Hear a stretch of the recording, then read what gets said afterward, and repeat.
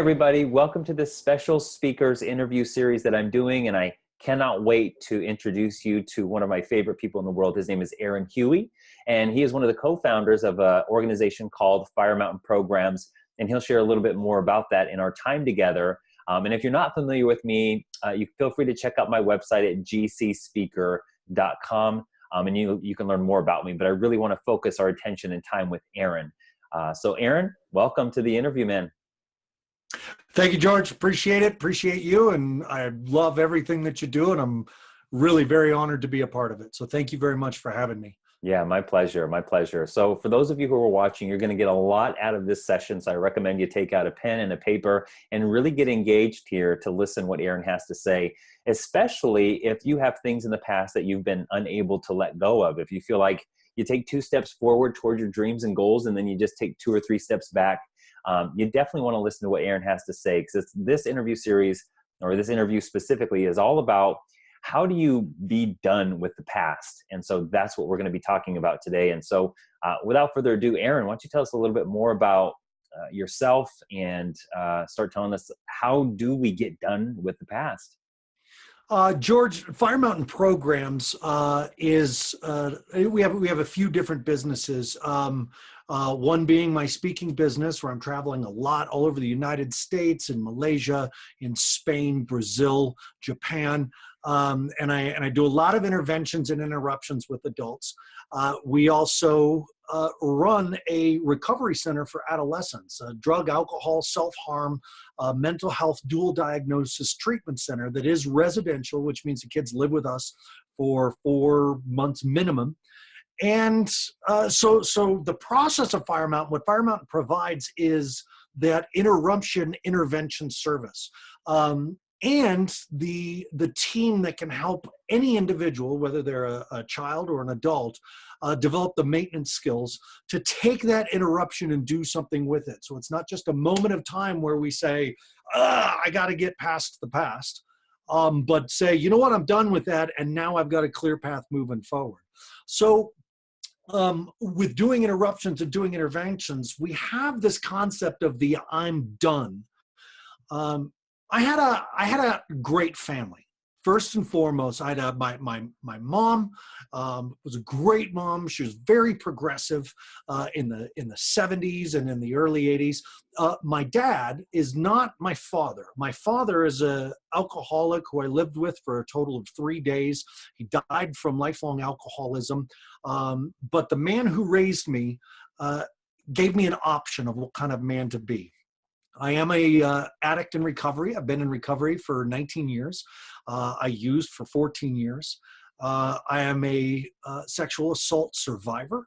I'm a married man now, but in the deep and dark days of my drug use, and ended in divorce and losing custody of my daughter, and having to work very hard on myself so that I could be her parent. So there was a lot about who I was that I was very done with. And as I started to get interested into personal growth and personal development, and really taking a good hard look at the man I was and the man I wanted to be, I'd started going to these seminars like what George Leeds and Tony Robbins and T. Harv Eker and Les Brown and Blair Singer and all these wonderful people who were just throwing this work at me. And then started about 2004, and I actually started working with them in 2005. And in 2009, I went bankrupt. And it was Christmas morning on 2009, Christmas morning 2009, and I had $175 to spend on my 2 teenagers for Christmas, which meant dollar store. And it meant dollar store candy. It meant that when I received a gift card, I used that to buy my kids stuff. And Christmas morning, my wife and I are watching our teens open presents, and I burst. I broke into tears. I was so frustrated. I had let everybody down. And the thing was that was not my first time. But I'm happy to say it was my last time. But it was the biggest, most impactful time, because I was really trying to do it right. And I was trying to do all this work, and I was trying to do the affirmations, and I was writing down the positive manifestations, and I was doing my vision boards, and I was doing everything that these seminar leaders were telling me, and I was teaching seminars, and I was broke, and I had failed. And there are my children trying to make it okay. We know times are tough. You guys are trying to start this company. We know it's okay. And it wasn't okay. I had let my children down. I had started crying, and I walked outside, and I was barefoot in the snow and just standing at the hillside, and I'm screaming, I'm done. I'm done. I'm done. I'm done. I'm done. I'm done. And it had made me realize that I had forgotten the most important part of moving forward in life and doing those affirmations and making the vision boards. It's that I was letting go of the past. If you take a leap of faith off that cliff and you hold on to anything, it's not a leap, it's a hanging. And so there I was hanging. There I was hanging from the cliff. And I had to let go. And that meant that I was going to sprout wings and fly or slap into the ground. And either way, no matter what happens, well, that's the universe for you. No matter what happens next, that's the universe. But that's what it took. It took that leap of faith and saying, I'm done. So in that point in time, Aaron, what specifically were you done with? I was done being broke. I was done counting pennies. I was done racking up credit card debt. I was done of taking that debt and moving it over here and freeing up that one and then racking that one and opening a new one and moving that over here so I could move it. I was done trying to pretend that my financial situation was okay. I was done not looking at the bills. I was done not looking at the finances. I was done not making a budget. I was done turning a blind eye to what I had brought my kids up with, that I was being lazy about my finances. Everything else was in play. I was helping people. I loved my work. I had great ideas. People listened to what I had to say. They followed me on Facebook. I was flat broke. Well, that's because I wasn't done being flat broke. In that moment on Christmas morning, 2009, I was done. And that experience of being done freed up so much energy, the amount of energy it takes to hold on like a necromancer to that thing that's dead and gone. At least you thought it was. At least you wanted it to be. At least you thought you slayed that dragon, and there it shows right back up again.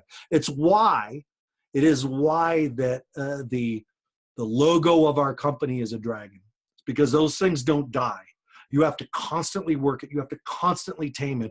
And you have to be done with it raiding your village and taking your resources and kidnapping your worth and slaughtering your sustenance. You got to be done with it.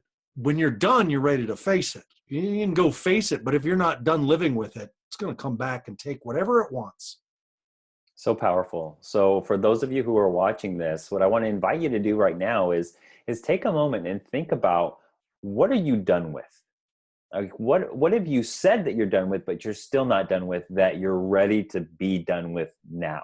So begin to think about that, because we think we all have areas of our lives that when we're honest with ourselves, we're not operating at our peak potential, at our highest potential. And so with Aaron's story, it's a great teaching point to say, hey, what are you done with? What are you ready to be done with? And if you decide to join us at the greatest year of your life, you're going to experience Aaron in person and some very powerful processes that he has to help you slay your dragon. So Aaron, I'm curious, how do you know when you are really done? You know, that brings up such a great point, because the idea that you can say I'm done has as much power as the idea that you can say avalanches of abundance come pouring down into my life daily, and I receive them openly with a financially free mind. There is a physical experience to being done, to letting something go. There is a spiritual awakening that takes place. There is an emotional freedom that suddenly comes, and there is a mental clarity. There are 4 points to hit with it.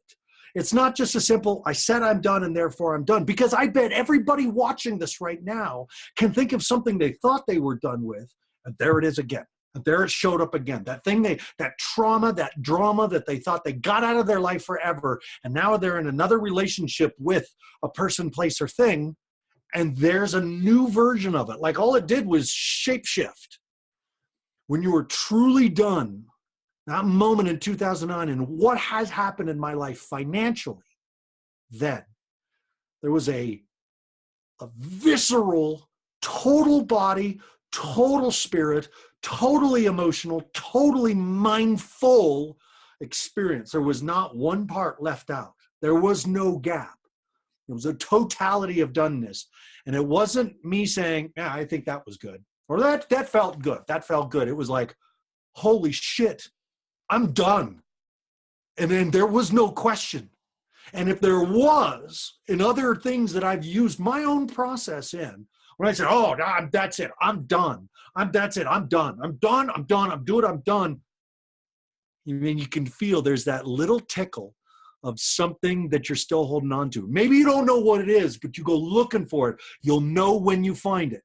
And here's how, when you you can literally say, and if you come to greatest year of your life, we're going to have this experience where you're going to be working it, and someone's going to say, are you done? And you're going to go, yeah, I am done. And they're going to say, that's not done. You're going to say, are you done? I think I'm done. No, that's not done. Are you done? I feel like I am. That's a no. When you're done, there's no doubt. There's no doubt at any part of your body. It's pure done. You know it. You can feel it. Saying this, you can go back and say, there he's talking about that one thing. When that happened, when I looked at my relationship and I said, it's done. Everything that came clear, every action, every feeling, every thought, every belief that had clarity and purpose and action, and all the obstacles just went. And there was nothing but space in front of you to truly create what it is you desire. Want is the will trying to manifest itself. When you want something so badly, that's your own will saying, yes, let's do that. Okay, I'm lining up. But if I'm holding on to that thing behind me and saying, yeah, I'm moving forward, that part right there, that's the piece we're going to work on. And you'll be able to finally walk at the speed that you want to walk at, that you need to walk at. So powerful. You know, the first time that I experienced you, Aaron, you shared your story and you shared your passion about helping people overcome their past and their limitations. And I was like, man, I really got to get myself around this guy. And since 2011, you know, Aaron has spoken at, I think, 4 or 5 of my events at this point. And each time, not only does he up-level himself and he comes as a bigger, greater version, more wise version of himself, but the audiences, Aaron is always a crowd favorite. So I can't wait for you to experience him in person. Question I have for you, for those of you watching this, is what area of your life are you done with? You know, what area? Is it your health? You know, are there certain eating patterns that have really created friction in your life? Are there certain relationships that you need to be done with? Are you done being broke? You know, are you done living in scarcity and lack? And Aaron, I'd love for you to share, since 2009, when that happened, when you were done being broke, fast forward to 2017, would you be willing to share some of your financial successes and wins since then? My third round in the 7 digits. This is 5 years now that I'm over 7 digits, and this time I hit 7 digits 3 times this year. Awesome. 7 digits. And I want to say, this is helping people. This is coaching people. This is creating a healing center. This is traveling to go talk and teach healing and personal. There's no compromise here. There's no, everything is from helping and giving of the time, of the effort. The podcast I do is for parents. It's not for me. It's not to promote. It's to support families. And watching that thing when you're told, look, the best way to become free, not only financially, but in your life, is to help other people meet their needs. That's not a lie. It is not a lie. There are events that I command $750 an hour to talk at. And they fly me all over the place to do it, to talk, to help, to give, to emote, to share, to stop it. And it's awesome. And the reward, the parade, that the internal parade of Aaron, you're doing so great, and that's it's wonderful. But on the outside, it's a give. It's a constant give. It's a constant, I see you, I feel you, I smell you, I hear you. Do you? Because I see it. I see the beauty in you. Do you? And so I want to interrupt the shit that's in the way of you being that thing, that person, place, that whatever, that you really, truly deserve, that you were born to be. All that crap in the way, you struggle because you struggle. That's what I want you to know. You struggle because you struggle. When you're done struggling, the struggle is done. That was this experience. That's what I bring to people. And then I want to test it. I want to see if you're really done. That's where people don't like me. We love the talk, but then we get down and we say, all right, you say you're done. Let's check it out.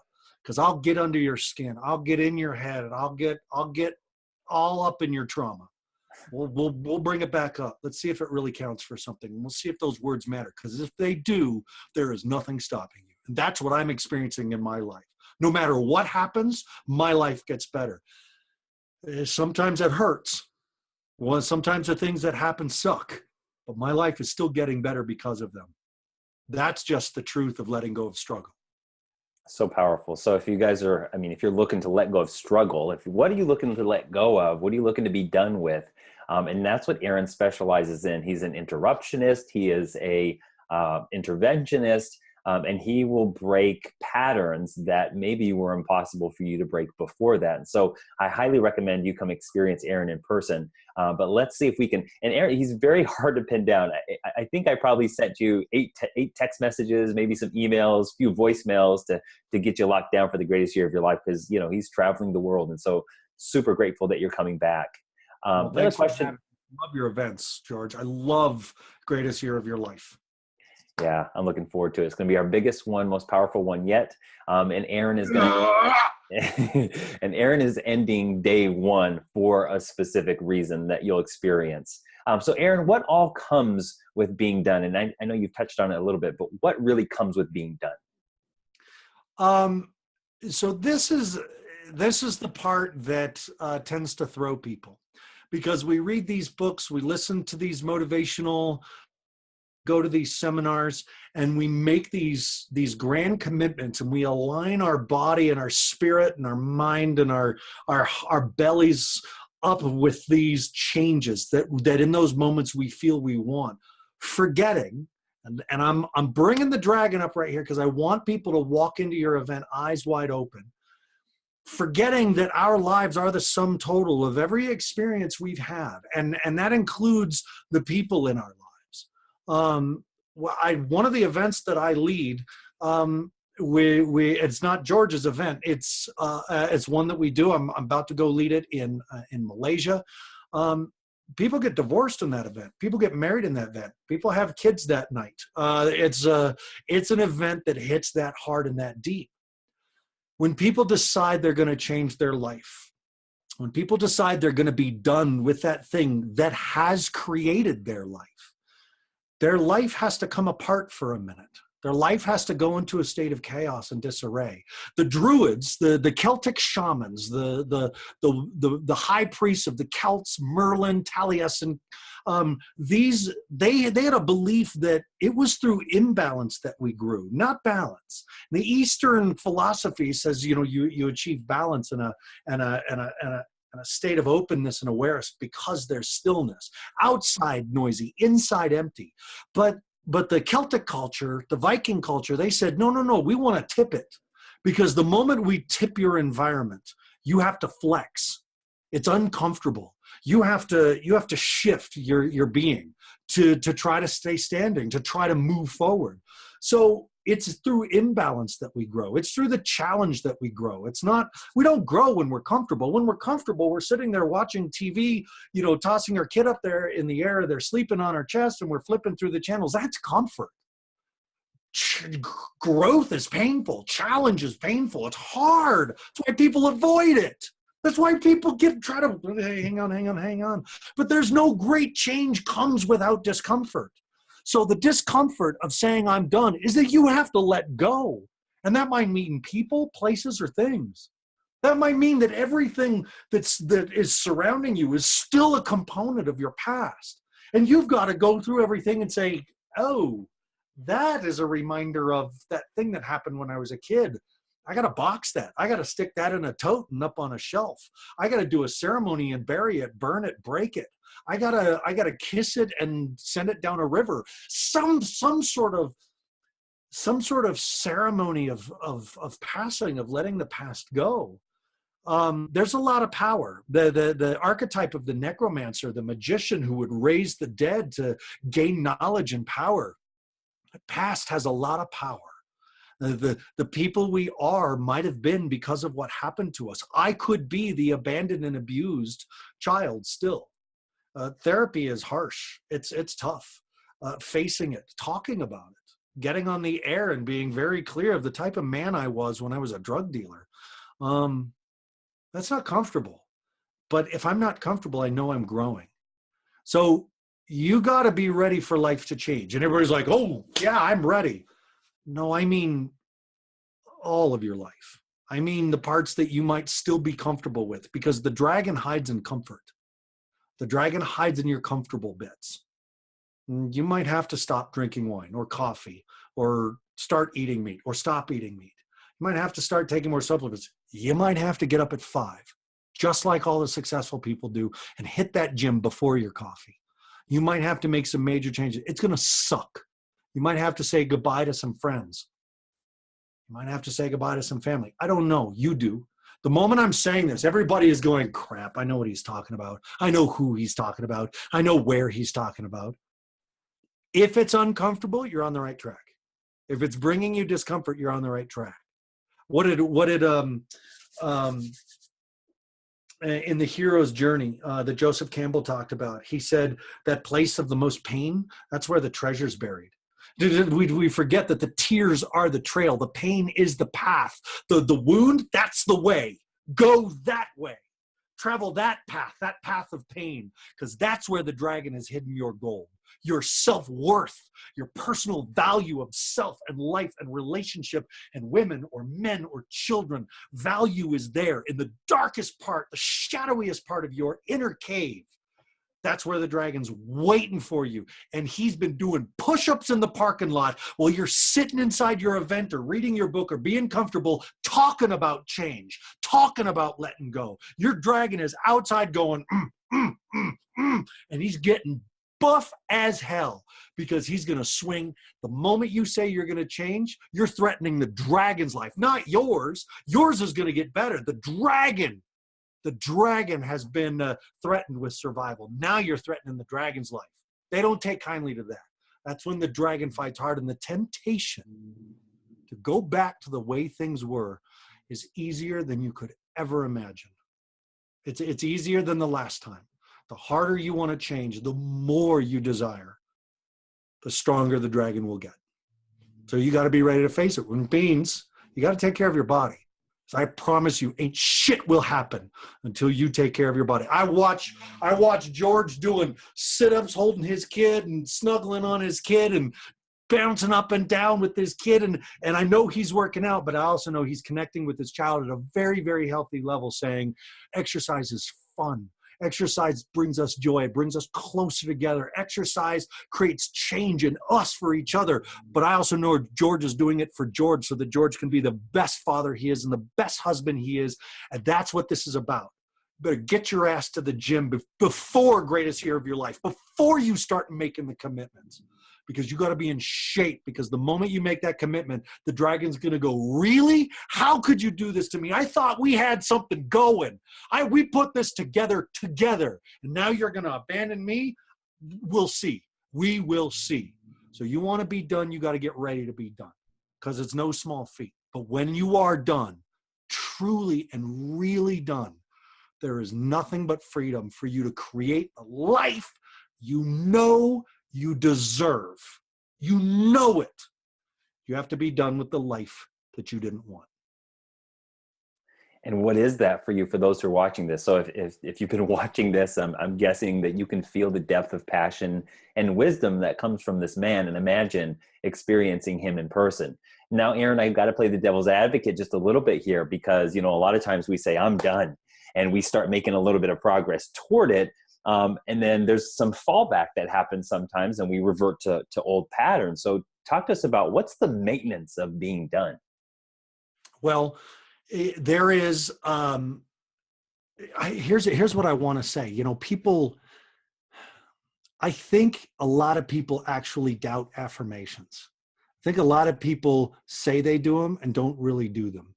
I'm gonna move this here for a second, because behind right here, I have my affirmations that every day I get up, and after I go to the gym, I sit down with my legal pads and I do my affirmations. I go to the gym and I listen to all my heavy metal, and I've taken my music and I've put it into GarageBand. I've imported it all into GarageBand.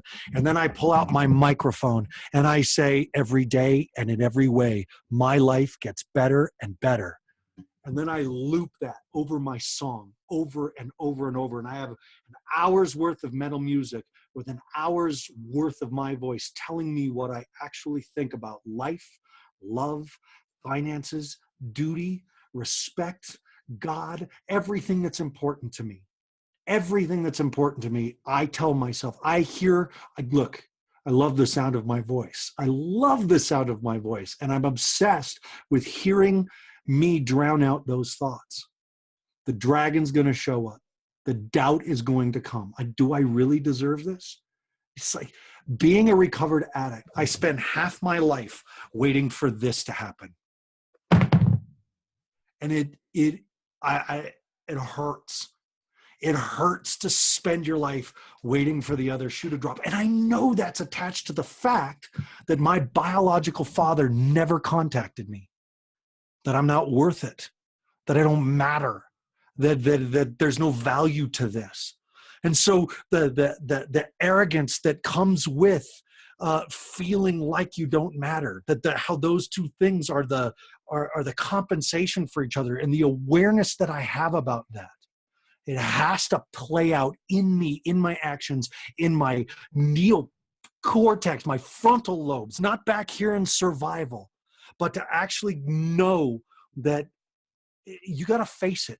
You got to look it dead in the eye. I hope what I'm communicating right here is the maintenance is for the rest of your life. You do not slack on the affirmations. You do not slack on the physiology focus. You get your ass to the doctor. You get your ass to the gym. You get outside. You stop thinking that there's any truth in that TV. And you walk away from Facebook, unless you're marketing and that's your job. You get outside and you take care of yourself so that you can do this work that you were born to do. The maintenance comes from physiology first, and those affirmations. The physiology comes from minding the gap, that between that feeling and your action, there's a gap. We are not built to feel and do. We did that as teenagers, and that's developmentally appropriate. But as adults, we're supposed to have a feeling and then go, oh, that's what happened. Okay, so now I'm going to do this. Because feelings are temporary and action is permanent. Action is what sets the vibration. So you have to separate those two things, because right now, and I was telling George right before we got on, I got really bad news from a doctor yesterday. And it's a game changer, bad news stuff.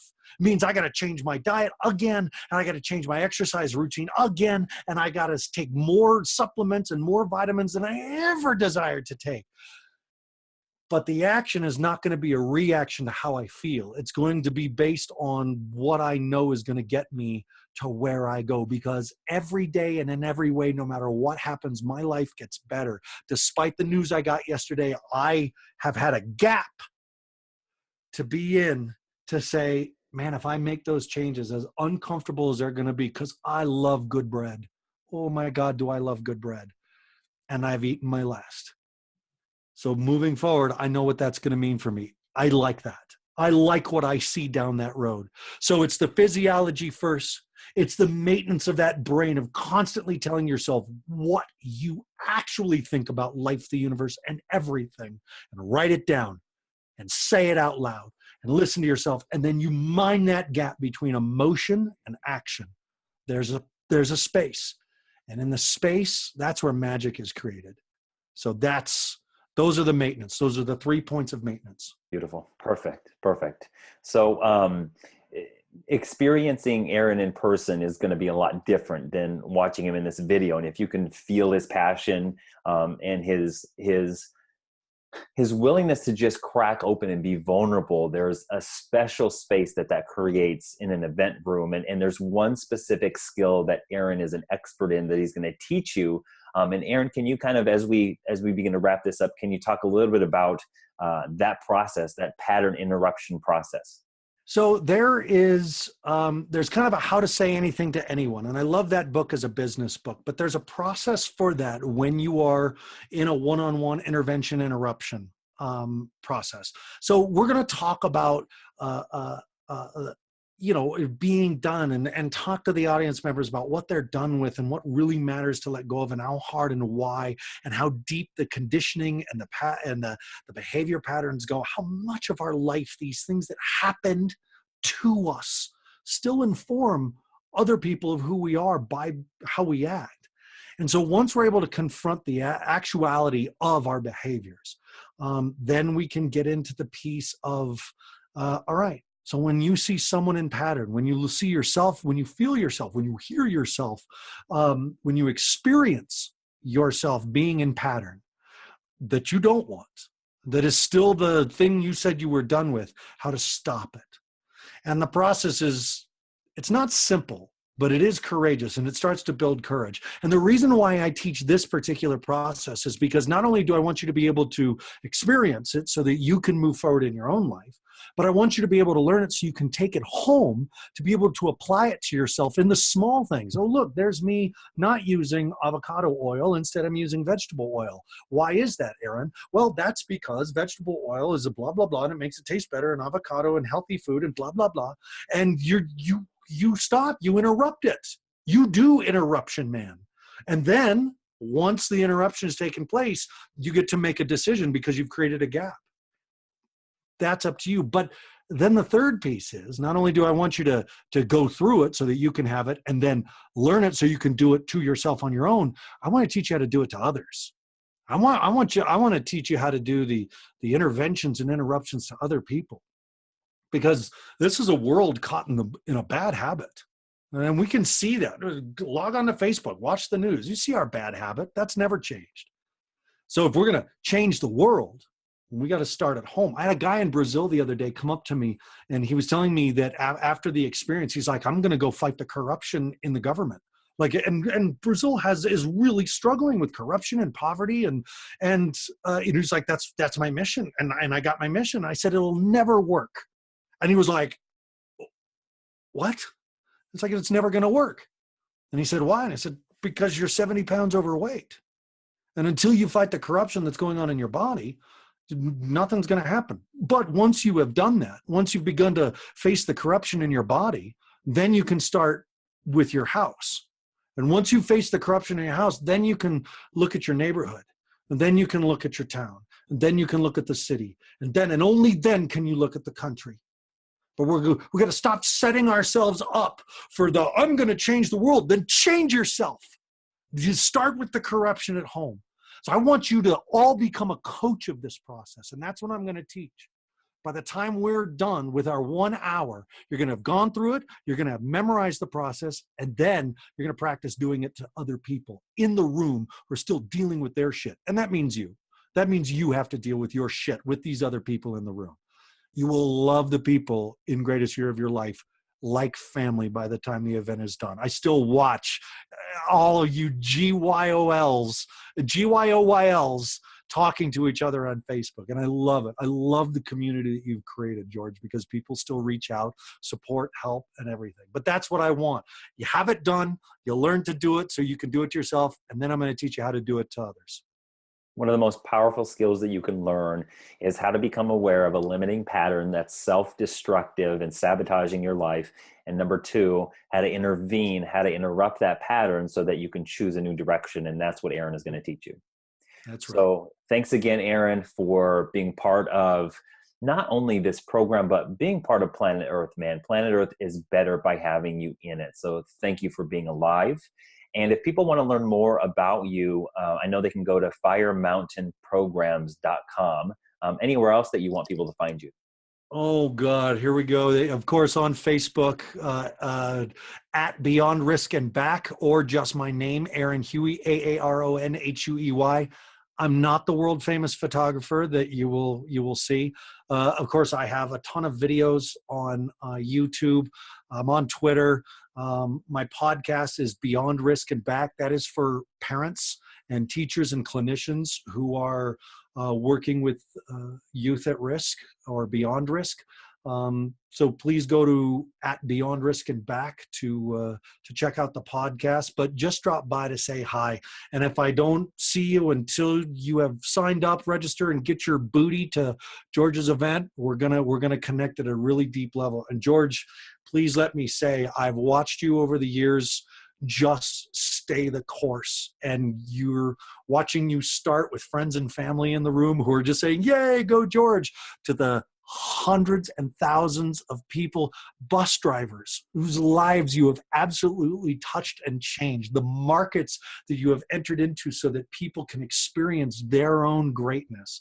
You are beyond qualified to lead greatest year of your life, because I watch you have one great year right after the other. You are the teacher, you are the preacher, you are the professor, and I love being a part of your circle, man. Thank you very much, Aaron. I appreciate that. We're all in this together. And your kids are so cute. Aren't they? Yeah. We're very lucky. We're very lucky. So luck is where opportunity meets preparation. That's right. That's right. Listen to this man. Get your butt to the greatest year of your life. And if you liked what Aaron had to say just in this brief 35, 40 minutes, you're absolutely going to love the hour that you spend with him, along with the entire 3 days. So we look forward to seeing you there. Aaron, thanks again. Keep up the good work. Talk to you everybody soon.